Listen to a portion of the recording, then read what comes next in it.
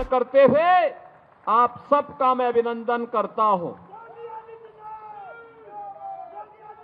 बहनों और भाइयों, ये एक दुर्लभ संजोग है। आज माघ पूर्णिमा है। संत शिरोमणि सदगुरु रविदास जी महाराज की पावन जयंती और अपने पूज्य पिता की विरासत को,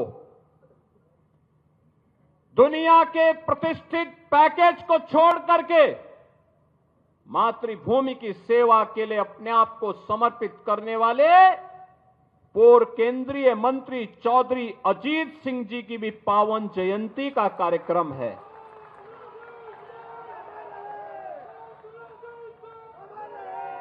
उनकी पावन जयंती के अवसर पर आज हमें यहां पर चौधरी साहब की इस पावन भव्य प्रतिमा के लोकार्पण का अवसर प्राप्त हुआ। मैं इस अवसर पर उनकी स्मृतियों को नमन करते हुए प्रदेश सरकार और उत्तर प्रदेश वासियों की ओर से उन्हें विनम्र श्रद्धांजलि अर्पित करता हूं। बहनों और भाइयों, चौधरी अजीत सिंह जी, उनकी प्रारंभिक शिक्षा इस पश्चिमी उत्तर प्रदेश में होती है। वे कालविन तालुकदार कॉलेज लखनऊ में जाकर के उन्होंने सीनियर सेकेंडरी तक की शिक्षा अर्जित की। लखनऊ विश्वविद्यालय में उन्होंने बीएससी किया। अपने समय के प्रतिष्ठित आईआईटी खड़गपुर से उन्होंने बीटेक की डिग्री ली और उसके बाद एमएससी के लिए उन्होंने दुनिया के प्रतिष्ठित संस्थान, यूएस के एक प्रतिष्ठित संस्थान में जाकर के शिकागो से उन्होंने एमएस की कंप्यूटर साइंस में डिग्री लेने के बाद वहीं पर उन्होंने प्रतिष्ठित कंप्यूटर कंपनी आईबीएम में कंप्यूटर साइंटिस्ट के रूप में सेवा प्रदान की।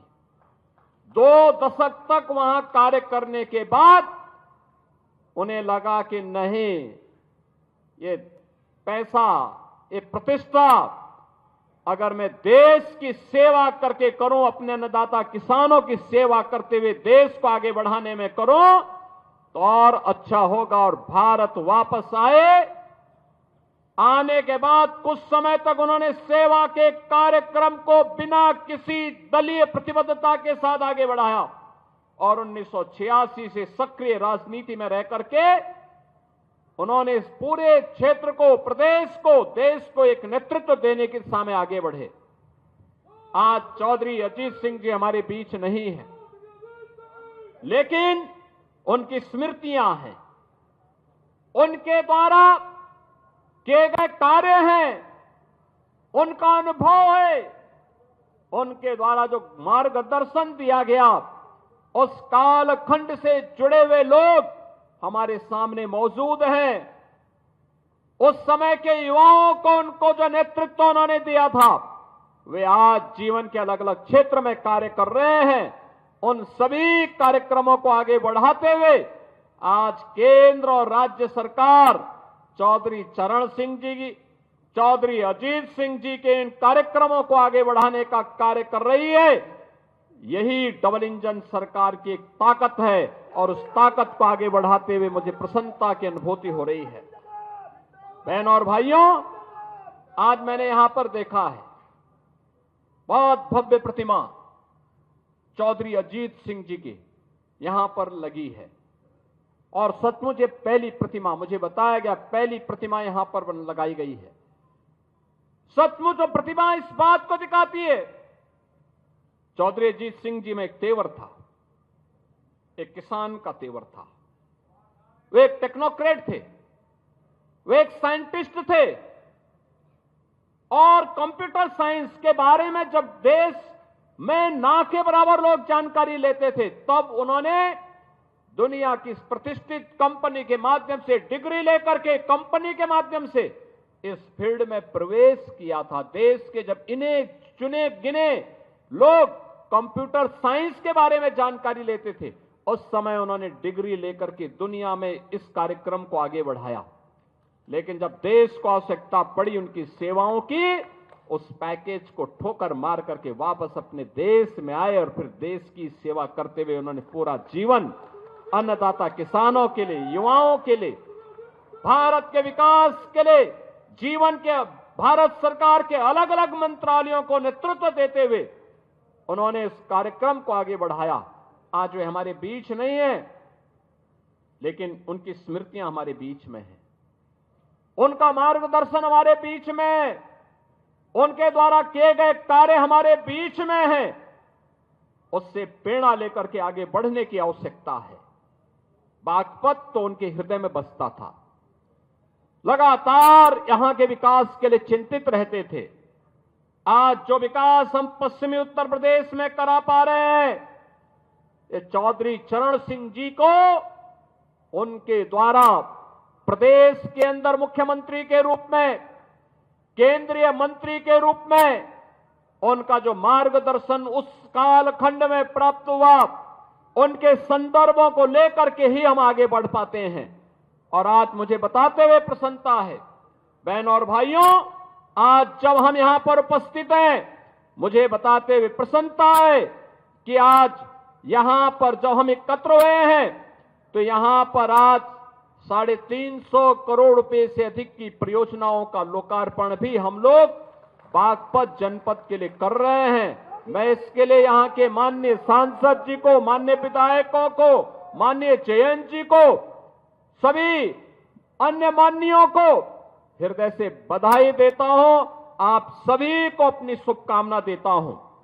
बहनों और भाइयों, आज मुझे बताते हुए प्रसन्नता है कि यहां पर विकास की इन बड़ी बड़ी परियोजनाओं के साथ कनेक्टिविटी की योजना भी है, नए संस्थान बनाने के कार्यक्रम भी हैं, सड़कों के निर्माण का कार्यक्रम भी है। ये बागपत का तो अपना इतिहास है।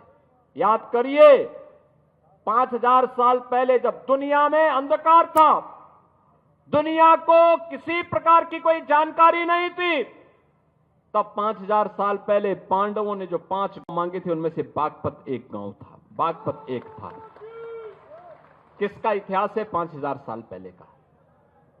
दुनिया के अंदर कोई कितना भी विकसित देश क्यों न हो, कोई अपने 500 साल का बताएगा, कोई 700 साल का बताएगा, कोई 1400 साल का बताएगा, कोई 1500 साल का बताएगा, कोई 2000 साल का बताएगा। इससे ज्यादा कोई नहीं बता सकता। और बागपतवासी आप तो बोल सकते हैं कि भगवान कृष्ण ने पांडवों के लिए जिन 5 गांवों को मांगा था, उनमें से बागपत एक था। अगर हमारे इतिहास को देखना हो तो बागपत में भी आकर के आप देख लें। लेकिन बहनों और भाइयों, एक तरफ आप सभी अपनी मेहनत से, हमारा अन्नदाता किसान अपनी मेहनत से, अपने खून और पसीने की कमाई से विकास में योगदान दे रहा है। प्रधानमंत्री मोदी जी के विजन को प्रभावी ढंग से आगे बढ़ाने का काम कर रहा है। बागपत हो या मेरठ, बुलंदशहर हो या फिर गाजियाबाद, नोएडा या फिर हापुड़ या बिजनौर, मुजफ्फरनगर, शामली या सहारनपुर, इन सभी जनपदों के विकास के लिए लगातार कार्य कर रहा है। यहां का नौजवान लगा हुआ है, कार्य कर रहा है। और दूसरी तरफ कुछ लोग हैं जिनको ये विकास अच्छा नहीं लग रहा है। बहनों और भाइयों, उनको अच्छा नहीं लगता। आपको बताते हुए मुझे बहुत प्रसन्नता की अनुभूति हो रही है। इस सदी का महाकुंभ चल रहा है प्रयागराज में। प्रयागराज महाकुंभ में आज माघी पूर्णिमा के अवसर पर भी करोड़ों लोग स्नान कर रहे हैं।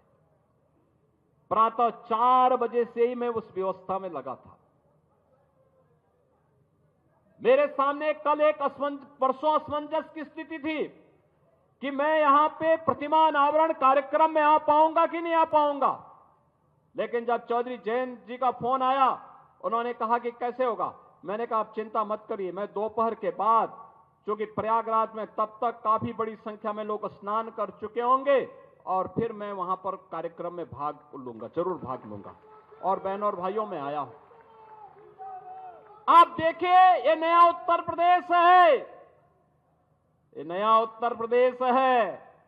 25 करोड़ की आबादी है और कल तक 50 करोड़ लोग प्रयागराज में मां गंगा, मां यमुना और मां सरस्वती की त्रिवेणी में आस्था का स्नान कर चुके हो, कर लेंगे। यानी 50 करोड़ आबादी दुनिया के अंदर कहां होगी? उत्तर प्रदेश वासियों, आप दुनिया को बता सकते हैं कि आइए, आपको आस्था का स्नान करना हो, हमारे प्रयागराज में आइए। 50 करोड़ लोग महाकुंभ में स्नान किए हैं।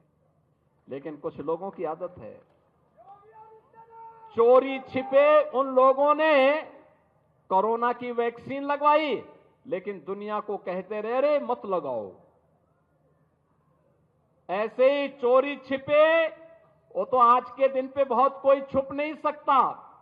चोरी छिपे चुपचाप संगम में डुबकी लगा करके आ गए, लेकिन जनता जब पुण्य का भागीदार बनने के लिए, स्नान करने के लिए जा रही है, कह रहे मत जाओ, मत जाओ। लेकिन जनता कहां मानने वाली है? जनता तो उनकी असलियत जान चुकी है। और इसे करोड़ों की संख्या में श्रद्धालु जाकर के आज भी और 26 फरवरी तक रेला इसी प्रकार से आगे बढ़ता रहेगा, कोई संदेह नहीं। लेकिन एक बात समझ में नहीं आता है, जब इनको अवसर मिला था तब इन्होंने कुछ नहीं कहा। याद करिए बागपत के नौजवानों, पुलिस की भर्ती निकलती थी, बागपत का नौजवान पुलिस की भर्ती होने से वंचित हो जाता था। लेकिन अब आपकी भर्ती हो रही है। याद करिए, अभी 60,200 पुलिस के नए भर्ती की प्रक्रिया चल रही है, फिजिकल टेस्ट हो रहा है। अगले 1.5 महीने के अंदर, 1.5 से 2 महीने के अंदर इनकी ट्रेनिंग का कार्यक्रम आगे बढ़ेगा और इस साल के अंत तक यूपी पुलिस को 60,200 नए पुलिस कार्मिक मिलेंगे, बिना भेदभाव के। बागपत का नौजवान भी होगा, मुजफ्फरनगर का भी होगा, बुलंदशहर का भी होगा, गाजियाबाद का भी, हापुड़ का भी, बिजनौर का भी, शामली का भी, सहारनपुर का भी, हर एक जनपद का नौजवान होगा। उत्तर प्रदेश की ताकत का एहसास कराएगा। और उत्तर प्रदेश का नौजवान ही नहीं होगा, उत्तर प्रदेश की बेटियां भी होंगी, क्योंकि उनके लिए तो 20% जगह हमने अनिवार्य रूप से कर दिया है कि बेटी भी इसमें अनिवार्य रूप से भर्ती होगी। बहनों और भाइयों, इन नौजवानों के बल पर ही हम उत्तर प्रदेश की कानून व्यवस्था को देश की सबसे बेहतरीन कानून व्यवस्था बना रहे हैं। बेटी भी सुरक्षित है, व्यापारी भी सुरक्षित है। हर व्यक्ति अपने आप को सुरक्षित महसूस करता है। यहां निवेश आ रहा है, नए नए निवेश के माध्यम से हम कार्यक्रम आगे बढ़ा रहे हैं। और मैंने तो अभी जयंत जी को बताया है, मैंने कहा हम लोग दिल्ली बागपत देहरादून एक्सप्रेसवे में बागपत के पास एक इंडस्ट्रियल कॉरिडोर का निर्माण का कार्यक्रम कराना चाहते हैं। यहां इंडस्ट्री लगे, इस कार्यक्रम को हम आगे बढ़ाना चाहते हैं। बस उसमें आप लोगों का आशीर्वाद और सहयोग प्राप्त होगा तो हमारे स्तर पर कहीं कोई संदेह नहीं, उस कार्यक्रम के लिए हम लोग पैसे की व्यवस्था भी कर चुके हैं। बहनों और भाइयों, ये कार्यक्रम इसी रूप में आगे बढ़ेंगे।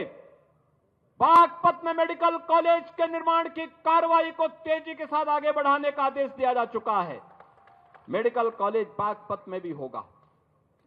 यहां पे इंटर कॉलेजेस की मांग, सड़कों के निर्माण की मांग, या अन्य जो भी अन्य कार्यक्रमों को आगे बढ़ाने की मांग यहां के हमारे जनप्रतिनिधियों के माध्यम से हमारे पास आती है। हम लोग उसमें कहते हैं कोई किसी प्रकार का कोई रोक टोक नहीं होना है। और बहनों और भाइयों, आज उन्हीं कार्यक्रमों को लेकर के हम लोग यहां पर आए हैं, जिसमें लोक निर्माण विभाग की भी सड़कें हैं, जिसमें 138 परियोजनाएं हैं, राजकीय इंटर कॉलेज सिंगावली अहिर का भी आज यहां पे लोकार्पण हुआ है। राजकीय कन्या इंटर कॉलेज बिलोचपुरा, इसका भी आज लोकार्पण का कार्यक्रम हुआ है। और बागपत में एक नए बस स्टेशन का लोकार्पण का कार्यक्रम होने के साथ ही आईटीआई प्रहलादपुर यमुना नदी के बाएं किनारे स्थित जागोस में बाढ़ सुरक्षा के कार्य हैं। खेलो इंडिया कार्यक्रम के अंतर्गत ग्राम मितली में मल्टीपर्पज हॉल का निर्माण है और पुलिस लाइन बागपत में महिला बैरक के निर्माण के साथ ही थाना बिनौली में भी, थाना रमाला में भी हॉस्टल और बैरक के निर्माण की कार्रवाई होने की कार्रवाई यहां पर आगे बढ़ाई गई है। शिलान्यास के साथ ही हमने बड़ौत अमीनगर सराय मार्ग का छपरौली से बिजवाड़ा रजवाहा माखर नहर पट्टी का निर्माण का कार्य और बागपत से मुरादनगर मार्ग को 2 लेन चौड़ीकरण सुदृढ़ीकरण के कार्य का शिलान्यास भी किया है। तो हिंडन नदी पर नए सेतु के पहुंच मार्ग और सुरक्षात्मक कार्य के लिए भी आज शिलान्यास का कार्यक्रम हुआ है। जिला चिकित्सालय बागपत में 50 सैया के क्रिटिकल केयर ब्लॉक के निर्माण का भी आज शिलान्यास हुआ है। तो राजकीय आयुष यानी आयुष चिकित्सालय में हम लोगों ने यहां पर भी उसके एक ब्लॉक का, इसके साथ ही मुख्यमंत्री अभ्युदय कंपोजिट विद्यालय और सिक्का में भी उसके शिलान्यास का कार्यक्रम हुआ है। बड़ौत में अमर शहीद बाबा सामल सिंह स्थल के पर्यटन विकास के लिए भी हम लोगों ने 1 करोड़ की राशि यहां पर उपलब्ध करवाई है, जिससे इसका सुंदरीकरण का कार्यक्रम आगे बढ़ाया जा सके। बहनों और भाइयों, विकास के लिए पैसे की कमी नहीं होगी। मुझे तो केवल आपसे एक बात कहनी है और वह ये कहनी है कि यहां पर हम लोगों ने सचमुच यहां का हमारा अन्नदाता किसान अपनी मेहनत से उसने खेती के नए तकनीक को अपना करके कैसे विकास की बुलंदियों को और आमदनी को कैसे बढ़ाया जा सकता है, कोई सीखे तो हमारे यहां पश्चिम के किसानों से सीख सकता है। और इसीलिए उसी को प्रेरणा में रख करके अन्नदाता किसान के बारे में चौधरी साहब की बातों को ध्यान में रख करके कि देश के विकास का रास्ता देश के खेत और खलिहानों से होकर के जाता है। चौधरी साहब जिस बात को कहते थे उसी बात को ध्यान में रख करके हम लोगों ने कार्य प्रारंभ किया। मुझे बताते हुए प्रसन्नता है कि यहां पर अब तक रमाला चीनी मिल के पुनरुद्धार के साथ ही हम लोगों ने से 5000 टीडीसी की पहले ही हम कर चुके हैं और साथ साथ 27 मेगावाट का कोजन प्लांट भी, जिसमें विद्युत संयंत्र उससे लगा करके उसके माध्यम से ऊर्जा उत्पादन के केंद्र के रूप में भी उसे विकसित करने का काम किया गया है। और मुझे बताते हुए प्रसन्नता है बहनों और भाइयों, एक आंकड़ा जरूर आप लोग नोट करना। पिछले 8 वर्ष में, अभी 8 वर्ष हमें 25 मार्च को होंगे, लेकिन मैं आपको बताना चाहता हूं अभी तक हम लोगों ने 2017 से अब तक 2,72,600 करोड़ रुपए अन्नदाता किसान को केवल गन्ना मूल्य का भुगतान अन्नदाता किसान के खाते में सीधे किया है, यानी 2,72,600 करोड़ रुपए। और मुझे बताते प्रसन्नता है कि 2023-24 का 99.51% का गन्ना मूल्य का भुगतान हम लोग कर चुके हैं। और इसके साथ ही मुझे बताते हुए भी कि 1995 से लेकर 2017 तक 22 वर्ष में जितना गन्ना मूल्य का भुगतान विपक्षी दलों की सरकारों में हुआ है, चाहे वह समाजवादी पार्टी की सरकार रही हो या बहुजन समाज पार्टी की सरकार, उससे 22 वर्ष में जितना इन्होंने गन्ना मूल्य का भुगतान किया है, हम लोगों ने मात्र 8 वर्ष में, 8 वर्ष से कम समय में उससे ज्यादा लगभग 60,000 अधिक गन्ना मूल्य का भुगतान अब तक हम किसानों को कर चुके हैं। यानी उनका 22 वर्ष, हमारे 8 वर्ष उस पे हावी हैं। इसका मतलब अन्नदाता किसान के लिए अच्छी दिशा में सरकार ने कार्य प्रारंभ किया है और सरकार इस कार्यक्रम को आगे बढ़ाने का कार्य कर रही है। मैं आज के इस अवसर पर आप सभी को इस बात के लिए आश्वस्त करता हूं कि अन्नदाता किसान हो, नौजवान हो, एक एक पाई अन्नदाता किसान के खाते में जाएगी। अन्यथा चीनी मिल को हम लोग सरकारी अधिग्रहण लेकर के उस पे हम उसको सरकार के माध्यम से चलाने का काम करेंगे। और कोई भी व्यक्ति हर किसान हर चीनी मिल को अच्छे ढंग से चलाएंगे। हमने पिछले आपने इस बात को देखा होगा कि ये वह सरकार है जिस सरकार ने 3 नई चीनी मिलें लगाई हैं, 8 चीनी मिलों का विस्तारीकरण किया है और साथ साथ 120 चीनी मिलों में से 105 चीनी मिलें ऐसी हैं जो 10 दिन के अंदर, एक सप्ताह से 10 दिन के अंदर गन्ना मूल्य का भुगतान कर रही हैं। 15 चीनी मिलें जो गन्ना मूल्य के भुगतान में थोड़ा लेट हैं, उनको भी समयबद्ध तरीके से गन्ना मूल्य भुगतान के लिए प्रेरित किया जा रहा है।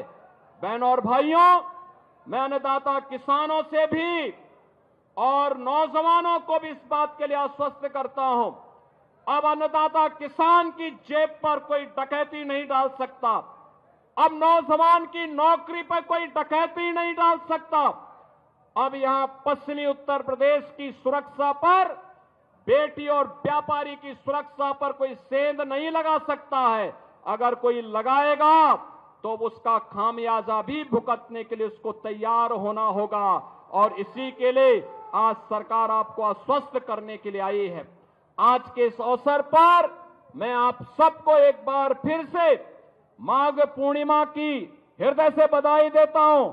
आज संत रविदास जी की पावन जयंती पर सरकार ने इसीलिए अवकाश घोषित किया था कि लोग पावन नदियों में, सरोवरों में स्नान कर सकें, उसका आनंद भी ले सकें, संत शिरोमणि के प्रति अपनी श्रद्धा को व्यक्त भी कर सकें।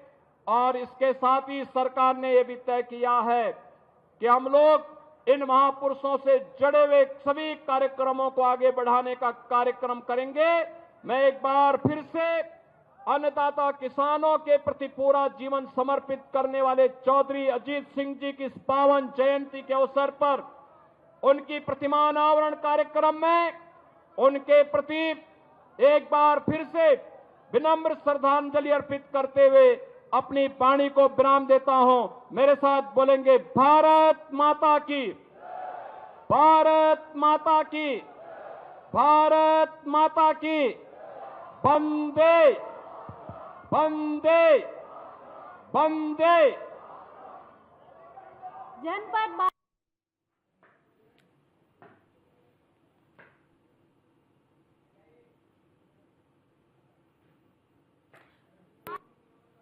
तो महाकुंभ में श्रद्धालु लगातार लगा रहे आस्था की डुबकी और इसी बीच मुख्यमंत्री योगी आदित्यनाथ को सुन रहे थे आप। मुख्यमंत्री योगी आदित्यनाथ ने कहा, बहुत बागपत को लेकर उन्होंने जिक्र किया और उसी के साथ महाकुंभ को लेकर भी बड़ी बातें आज उन्होंने यहां से रखी है, जिसमें करोड़ों लोगों के स्नान का जिक्र हुआ। 50 करोड़ लोग स्नान कर लेंगे, इस बात का जिक्र करते हुए मुख्यमंत्री योगी आदित्यनाथ नजर आए हैं। उसी के साथ मुख्यमंत्री योगी आदित्यनाथ ने चौधरी अजीत सिंह को भी श्रद्धांजलि दी और उनको श्रद्धांजलि देने पहुंचे मुख्यमंत्री योगी आदित्यनाथ ने यहीं से चीनी मिल को अच्छे ढंग से चलाने का जिक्र किया। और ये पहली दफा नहीं है, इससे पहले भी मुख्यमंत्री इस बात को दोहरा चुके हैं। अन्नदाता किसानों का भी जिक्र उन्होंने यहां से किया है और उसी के साथ किसानों के विकास के लिए सरकार प्रतिबद्ध है, इस बात को दोहराते हुए नजर आए। तो कुछ लोगों को विकास अच्छा नहीं लग रहा, विपक्ष पर निशाना साधा। मुख्यमंत्री योगी आदित्यनाथ ने कहा, चोरी छिपे इन लोगों ने कोरोना की वैक्सीन लगवाई।